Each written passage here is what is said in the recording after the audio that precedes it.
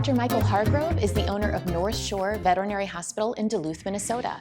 In addition to small animal practice, he also performs business valuations for veterinarians buying and selling veterinary practices through Summit Veterinary Advisors. Thanks so much for joining us today. Thank you for having me. Oh, it's our pleasure. And I'm very excited to get right into this topic because one of the hot topics of today in the veterinary world is fear-free. Yeah, absolutely. And we both are fear-free certified professionals, but as we talk around the country, I know there has been a lot of potential resistance to doing this in a practice because of financial limitations or potentially roadblocks. So I want to dive in and get some perspective from you on the business of fear-free. Sure.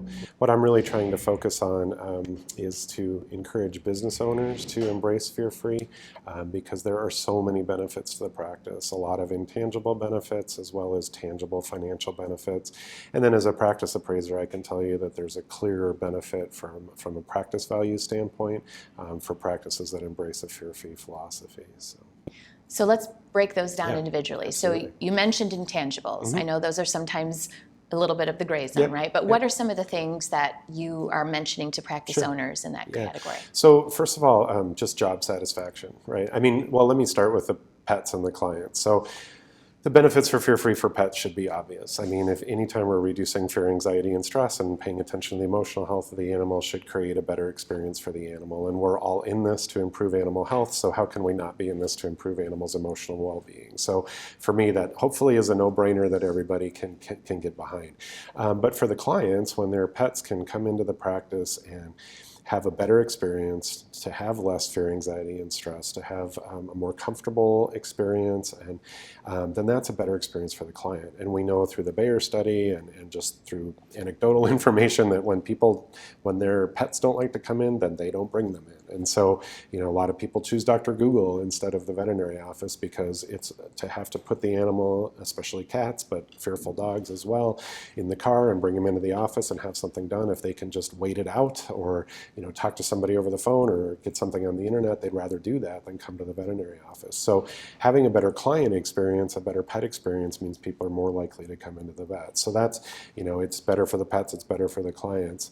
From our staff perspective, job satisfaction. I mean, we get into this field because we want to help animals. And if we're pushing through with a stressed out animal and you have 4 people holding them down to get a blood draw or a nail trim or express anal glands or whatever it might be, nobody feels good about that at the end of the day. Yes, we accomplished our task, but we have an animal and we know they just escalate. Next time they come in, it's even worse. And it's just every time they come in, it's they're more fearful, they're more anxious because last time was a horrible experience. And that doesn't make any of us go home at the end of the day and feel good about our job. And so we see there are right now over 5,000 students that are fear-free members and are achieving certification. There are 9 veterinary schools that are implementing fear-free into the curriculum, so it's not even going to be optional. So these students are coming out of vet school expecting to practice in a fear-free way. And so if we're a fear-free practice and we've got a culture of fear-free, that's going to be a real hiring advantage when they've got multiple practices to pick from. And so, and then decrease workplace injuries. So when we're paying attention to the animal, seeing when they escalate, stopping that from happening, not pushing through, not using Bruticane to do all of our work, we're going to have fewer injuries. And there are actually insurance companies now that are giving discounts on workman's comp and liability if they're fear-free certified. So those are, tangible differences in our costs. And well, when people come to your office and they have a better experience, their animals are more comfortable, they are, perceiving all of this extra work and effort that we're putting in to make a positive experience, that's more valuable to them. And quite frankly, we can charge more money for it. I mean, there's real tangible benefits to that. And then when we can reduce costs through, less staff turnover, easier hiring, better job retention, lower insurance costs, those are all things that can reduce the cost to the practice, which can make us more profitable. And so, yes, it costs money to get people certified. It costs money to make your practice fear-free friendly, but not that much. And to me, it's an investment in your future. And if I buy a new computer server for $8,000, I'm not getting a return on that from the services I provide. It's just part of the infrastructure of the hospital. I mean, we spend money all the time to make our business work, but to spend this money that's an investment in better patient care, better client experience, better staff, satisfaction and job retention, and potentially better profitability. And then in the long run, we'll talk about as well, it's also better from a business value standpoint. That's a tiny expense when you consider all the benefits that are out there. Let's say a practice owner has done all of these Yeah, things and yeah. really developed their practice, become Fear Free, Yeah. certified as a hospital, and they're Right. seeing all of these things. If they are at a point where they're thinking, I think I'm ready to take on another journey and this Yeah. is my exit strategy, I'm Right. putting it for sale, what are you counseling these owners on what to expect when presenting them in the market? Yeah, so the biggest thing for me, there's kind of two factors when it comes to practice appraisal. One is the profitability of the business. I mean, how successful they are. When you're buying a business, if it makes more money, it's worth more, right? So it's just an easy equation. But the other part of that is the risk. What's the risk that money will be available to you as the new owner of the business? How transferable is it? So we talk about the ability to transfer the goodwill of the business. And so the more that goodwill is wrapped up in an individual in the practice, the harder it is to transfer. So when you have that key doctor that everybody loves and everybody goes to the practice because of that doctor, and that doctor leaves, well, that practice is less valuable to whoever's buying it. The wonderful thing about Fear Free is it's not an individual, it's the entire practice. It's about culture, it's about the entire experience, from the receptionist on the phone to when they come in the front door and how they're put in the room and how they're worked with. And it's just the entire client experience and pet experience at the hospital. So when they're getting that, they're connecting with the entire practice. They're bonding to the practice, to the culture.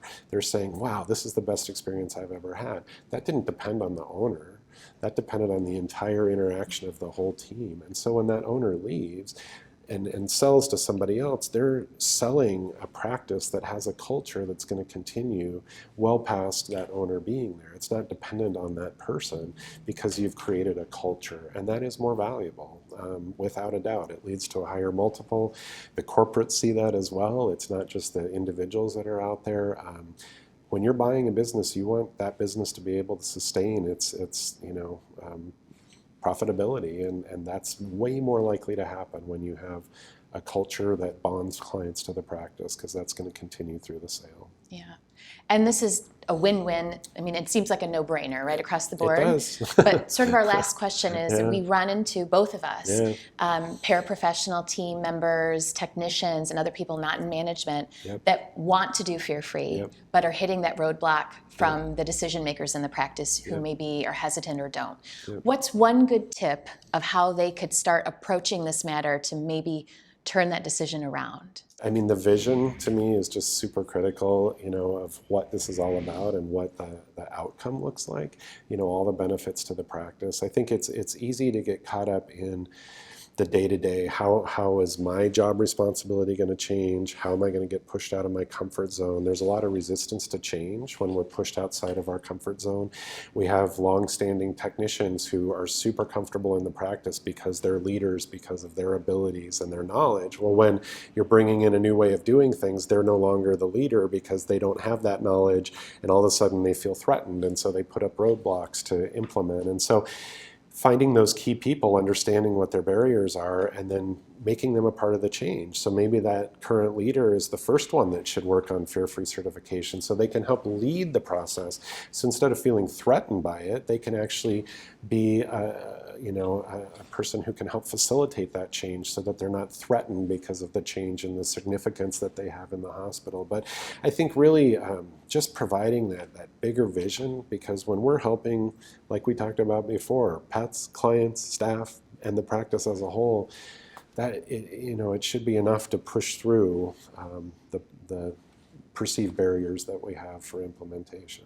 Right, and it's touching everyone, right? Yeah. All aspects Absolutely. of our lives. It's And win-win-win all the way around. it Yeah. is. Well, Yeah. a lot of great tips and certainly great opportunities for practices to learn and hopefully follow suit and keep Yeah. elevating. Yeah. Thank you so much for your Absolutely. time today. We really appreciate it. Yeah, you're very welcome. Thank you.